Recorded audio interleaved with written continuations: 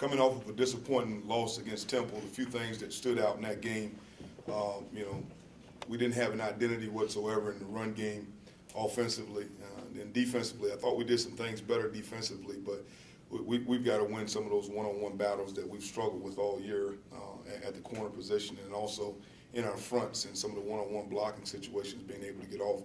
Bright spots on defense were Aaron Ramsey. I think he had 9 tackles and interception. Harry played really well. Also, the addition of Tank Robinson in the safety has really helped us. He played well.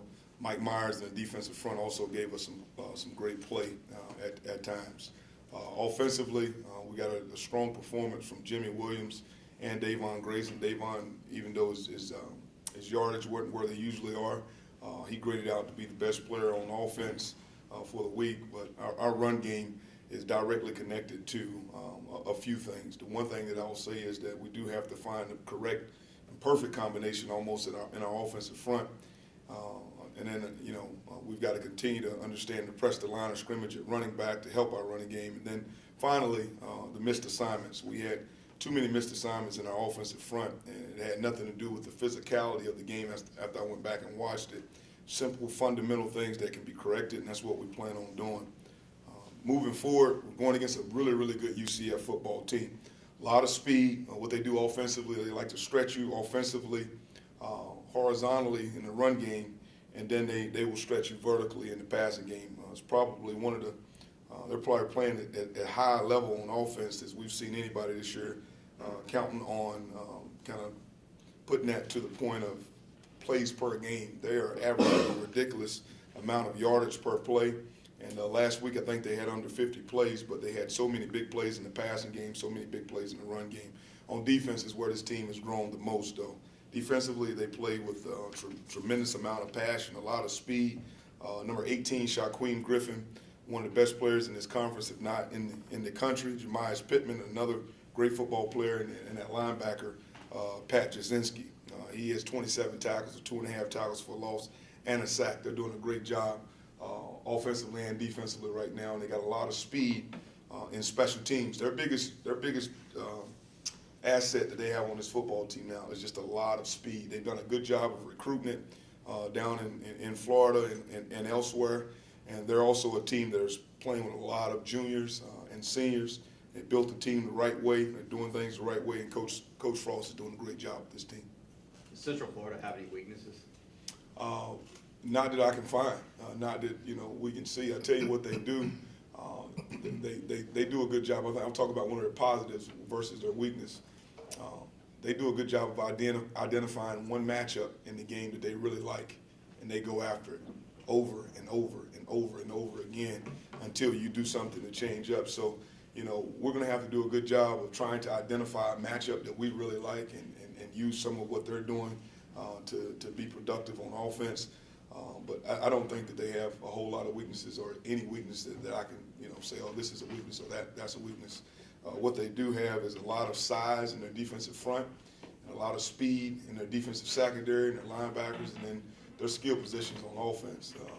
Every one of them can run. Coach, you're at the halfway point of the season. Obviously, defense has struggled. Is it a fixable problem this season, or is it something that's going to have to wait until you get some new personnel in? I think that we're trying to fix it week to week to week. We got to get our personnel in that should be and could be playing at all times. I think our personnel, like Tim Urban being in the game, helped us fix a few missed tackle problems that we had. I think Tank Robinson adding to the mix now gives us a little bit more, athleticism at the safety position from time to time, where he had to learn. But it's going to be a growing issue for us to grow forward. We're going to have to fix a lot of those small problems that we have, and a lot of it's directly connected to tackling. I think that Coach Prentice did a good job of kind of reducing what we do. Never seen so many cornerbacks in position to make plays, and now we got to grow them to the point where they actually make plays. So it's something that hopefully we can continue to fix throughout the season, but moving forward, definitely going to have some conversations about personnel. Were you surprised at the O-line? It seemed like they were making progress until the Temple game. Were you Yeah, surprised at how they very surprised. Yeah. Very surprising. We worked really hard in trying to build that group, and that's kind of the way that I'm looking at it, as a one game where they didn't play as well as they could. They've been growing every single week. They've been protecting better. This was a week where our tackles didn't necessarily protect the way that we've seen. We've seen some good players at the end, but we just didn't protect. A lot of the times in situations where, we've used to seeing 3, 4, 5 kick slides, we didn't see that from our tackles. And they beat us up a little bit on the edge, which was frustrating for Thomas at times because he felt like he had some things that he could do. But I really thought that came directly from us, the inability that we had to run the football. People can pin their ears back on your tackles and just come at them all game, and you don't have a personality in the run game, then it is going to be tough for you to protect the passer. So, yeah, I was a little bit shocked at the way that we performed in our offensive front. I know they're a little bit shocked. They're all, it was a sad meeting yesterday because once they get to see it on tape, they realize, man, we were one step away, one play away. And then it turned into the type of meeting that, okay, hey, we can fix this, and it's all us in here together. And I really like the fact that nobody on offense pointed the finger toward them, and they didn't point the finger back to them. If you'd have made this play, so it was good. But it was hard for them to see themselves kind of take a step back in this game, and they've been progressing every game so far. The problems you're seeing on game days, are you seeing them in practice during the week, or is it just on Saturdays? No, we're not seeing a lot of those problems in practice. It'd be a lot easier to fix some of them if we were seeing a lot of them in practice. One of the things that we are seeing from our staff is that, and especially our young coaches, they're doing a good job of giving us the information that we need to give our guys. I mean, it's been awesome. Some of those opportunities that we had in the game, which was frustrating, of course, for the quarterback and sometimes frustrating for the defense, we actually got the same exact call on the same exact hash on the same exact part of the field, and we didn't execute it. When we saw the coverage right, our show team was doing a fantastic job. We just didn't go out and execute, even to the point of where we had an issue in practice where one of our coaches caught the issue, corrected the issue, brought it to the hotel to make sure we saw it again, and we got that same look in practice, in the game, and we didn't execute it. So that made it tough. So we're not seeing a lot of those issues that we have, and of course we're not going against. We had a lot of good-on-good work last week, but we weren't expecting to be in a situation where we got to throw the ball that many times in the game and protect that many times in a game. We got to be able to run the football here at ECU.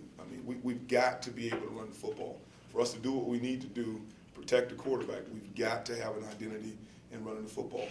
So we'll spend as much time as we spent in the past and more trying to get the correct combination in the offensive line, the correct combination in the backfield, to be able to get that done. Including on the offensive line, I think I count 11 places where you haven't named the first team player going into this week. Are you trying to light a fire under some of these guys, or what do you see there? No, it's really not about lighting fire. You got guys that are halfway injured and guys that are not halfway injured. You got guys that, it's an or on a lot of them because are they going to be able to practice on Tuesday? Or will they be able to practice on Wednesday? And that's kind of where it goes. I'm trying to be as transparent with everybody on who we actually have access to and who will actually start. I'm not going to name a starter for a guy that, we don't even know if he's going to go Tuesday or Wednesday. So those are some of the ors that you see. It's more about the guys being physically fit and ready to be able to play. We only see 3 names. How banged up are you? When we say banged up, of course, Spellacy is a big, that's a big question mark. Deontay Smith is another guy that would be a big question mark in it all. Cortez Herring hadn't been completely healthy for the majority of the year. And then the or of finding out where Garrett McGinn plays. So those are the reasons why you see the ors. Yeah. Coach, you talked about being more disciplined starting next week. How do you even instill discipline in such a short time to get guys? Well, it's not just on the field. It's every single day, every single play. It's in the locker room, going through to make sure every shoe is in line the way it's supposed to be. But our discipline has been something that they've worked really hard on. I was upset, of course, after the game because of the penalties. Of course, I got to go back and look at some of the penalties on tape. And, you don't necessarily agree with some of the things that happen on tape or the calls. But you still have to coach through it. So we're gonna still push ahead the discipline that I talked about. And guys that have discipline penalties, they have to pay a price for having discipline penalties. And we're gonna play the people that are most disciplined. I think we got some great young talent on this team. We're gonna play them. We're gonna play the guys that have worked really hard over the last 4 to 5 years being here. We're gonna play a lot more people. But our discipline, it has to be better. It doesn't just start on the field. A lot of people we have officials during practice. We don't see as many flags, in 3 or 4 weeks of officiating in practice that we did in the first quarter of this game. So, we're doing everything that we can do to create more discipline. It ain't just starting this week, but yeah, there will be more of an emphasis on it whenever you come out of the game and you got 100 yards of penalties when you cut that in half last year. So we have to really pay close attention to not only the penalties that we're getting, but the people that are getting the penalties. And without getting in too much trouble, is your frustration really growing with the officiating of late, as far as late hits on this side, one that wasn't called on the other side? I'm frustrated, you know, but I'm frustrated for a lot of reasons. So you add that if we were, you know, if we were undefeated at this point in time, I wouldn't be as frustrated at officiating. But because we are not, I'm frustrated, you know, because there are things that you want to get correct on the field, and sometimes they don't get it correct on the field. I understand the human aspect to it, but there are things that you want to get correct on the field because there's some huge plays in the game. The 3rd and 3 with Thomas Sirk in the first quarter, where we had to settle for a field goal, he's coming off the field. He's angry. I don't know why he's angry. You know, he's screaming and yelling. He's angry, and he's talking about how many times he got his face mask pulled on that play. And of course, on a 3rd and 3, you get that face mask call, and I didn't know until I watched the tape that it had actually happened to him twice.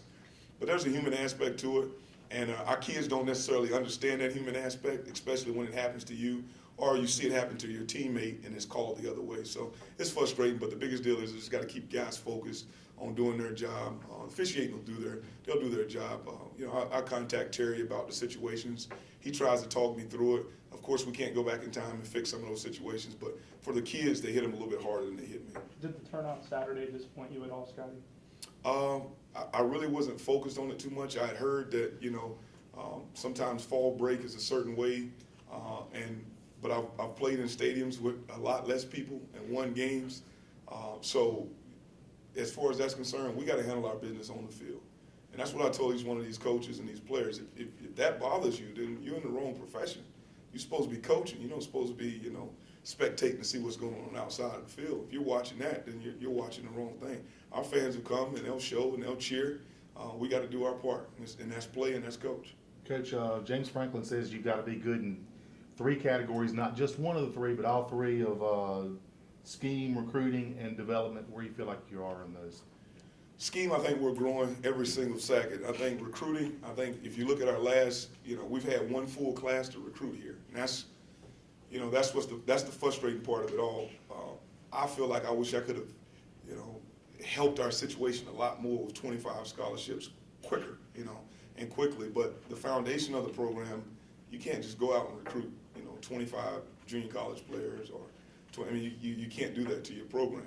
So we did have to recruit some young guys. We got young guys playing. The development, I still think we have a ways to go in every situation. I think that we can develop our guys better. We can make sure when they get to their junior year that they're a little bit more physically fit than we are now, and we will do that. Coach C is doing a good job of working with those guys. We also got to bring in the highest level of recruiting. This isn't one of the things that a lot of people need to understand is that, you know, we're recruiting in a different pool now. It was fine if you watch some of the talent level of some of the places, the last conference that we were in, it's fine to play. But now, every week you're seeing guys that are draft picks, that are big-time draft picks. And we have to get to the point where we're recruiting draft picks to go against those draft picks, and that's exactly what we're doing. We think that we got a couple of young players on this football team that are definite draft picks, and we just got to continue to grow to make sure that we have multiple draft picks in each class. In terms of taking things from the practice field that you guys work on with penalties and execution that you're not seeing as much on game day, what makes that tough? I mean, is that mental or I guess being, you know, lost in the environment or in terms of things that are working in practice that don't work execution-wise in games? I mean, you know, what do you think the factors are in that? Yeah, the one thing is that, you know, consistency and repetition, like you have to do it over and over and over and over again. Thomas got better for us because he started practicing over and more and more and more. So what we got to do is everybody offensively, at least from an execution standpoint, we got to be able to call 15 routes the entire rest of the season, and everybody know exactly where everybody's at and is doing, and you just got to do it over and over and over again. In practice, you are getting some good looks, we're getting some good reps, but there are some change-ups that teams can throw to you in the game, but it doesn't matter. The route is the route. The protection is the protection, and we got to get to a point of where we do transition in from the practice to the game field. and we're working hard at it. I'll tell you, our kids are working really, really hard to try to get some of the issues fixed. I thought Jimmy Williams had a spirit to talk to the team after the game, and it was based on just competing at the highest level, but having competitive discipline. I thought that was interesting, and competitive discipline, I think, is directly connected to being able to execute, especially when you're competing at a high level. Where do you feel the confidence of this team is? Well, my confidence is they get their confidence from me, I hope. My confidence is I get a chance to go out and practice and play and coach again. I know that we have several people that are very confident. I also know that we have people that are not confident, they put themselves in some situations to where they think that they're right there. Confidence comes from being there and making a play, okay? Sometimes you lose confidence when you're there and you don't make a play. It's a lot different than being in a situation where scheme-wise you get schemed and you're just not in the correct area. So we got to continue to grow our confidence, but we have to grow it through competition against each other. That's why last week I decided to go so much good on good, because I want our guys to have to be competing and be in a situation where somebody's going to win the battle. And right now we got a lot of guys that are very confident. We got other guys that are just confident, and we got guys that need to grow their confidence. And that's where we are. So that's kind of the confidence. I wouldn't categorize the whole team as being confident or non-confident or very confident. I just think there's different people with different levels of confidence. And sometimes you can look in the stat sheet and see it. Coach, with what Central Florida's been able to do in the last couple of years and the way they've turned things around, do you and your staff ever look at them and say, this is what we could do in the next couple of years? I think that their situation is a little different than ours for a lot of reasons. I think Coach Frost has done a great job. I also thought that, if you do look at their roster and at their sheet and that they're too deep, he's recruited some good players to be, kind of complements to the older players that were already, there and in place and ready to go, and a lot of speed, and he's grown it, and they're in a place where they're not going very far to recruit their talent, and they're doing a good job. Now, what I will tell you is that I do think that, this program can look at that program and see that, each one of these kids that are on this sheet are developing. They're getting better. They're getting stronger, whether it be, the way that they played last year compared to the way they played this year. They're getting bigger, faster, and stronger. So we can mimic them in that way and continue to grow. But our situations are a lot different. We recruit this part of the state, and we recruit this state, and we can do it with this state. We don't need to always try to, go mimic what other people are doing. We just got to get the very best from this part of the state. And when we start doing that, you'll see the difference. We can compete right here from the East, and I believe that. I don't, now, are we going to go to Florida? Yes. Am I going to mimic their game plan and go down and recruit every part of Florida and fly up? No, I'm not going to fly over these good kids that we have here. We just got to get these good kids here, and we're starting to do that.